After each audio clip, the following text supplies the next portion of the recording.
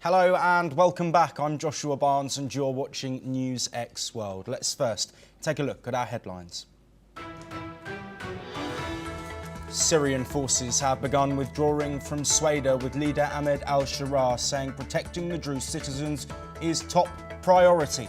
The Syrian president, in a televised statement, says we are not afraid of war after Israeli strikes in the country.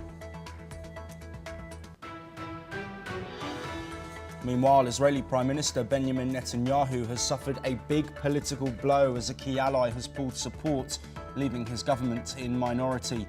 The Shas ultra-Orthodox party says it is leaving over disagreements on military draft exemptions. A coalition of countries say they will pursue accountability for Israel over the war in Gaza by preventing the transfer of weapons to Israel.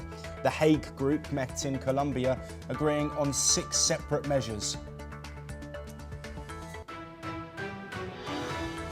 Moscow's mayor says that air defences have downed 3 drones headed for Moscow this morning, with reports of a death and further injuries in Russia's Belgorod region. Meanwhile, Russia reportedly struck Ukraine with 400 drones and 1 ballistic missile yesterday. US President Donald Trump has hit out at MAGA supporters who are questioning his administration over the Epstein files. He called them weaklings.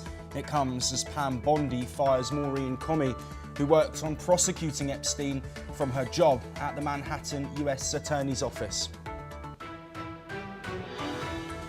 Meanwhile, Donald Trump has said that Fed Chair Jerome Powell is doing a terrible job, but says he's not planning to sack him for now.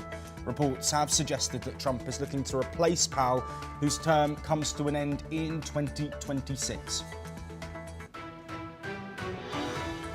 Meanwhile, California Governor Gavin Newsom has called the National Guard deployment in LA absurd and wasteful after the Pentagon announces their withdrawal. Deployment was criticised as LA dealt with violent protests following a wave of immigration arrests. The main stage of the Belgium dance music festival Tomorrowland has burnt down just 2 days before the event's grand opening to 400,000 attendees. Nobody is reported to be injured, while the cause is still unknown. But we start this hour with